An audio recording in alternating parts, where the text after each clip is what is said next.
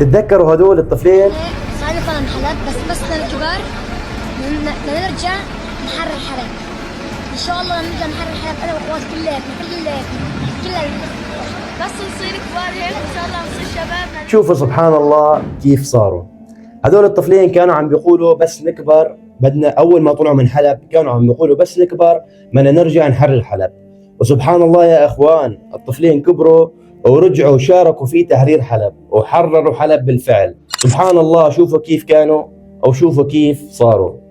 يعني من هن وصغيرين عم بيفكروا، كان تفكيرهم صحيح طلعوا من حلب لكن روحهم وآمالهم كلها معلقة بحلب، أحلامهم كلها ضلت في حلب، ورجعوا على أحلامهم ورجعوا على بيوتهم وحرروا بيوتهم. سبحان الله. وانتشرت هاي الصورة، صورهم تداولت بشكل كبير في مواقع التواصل الاجتماعي.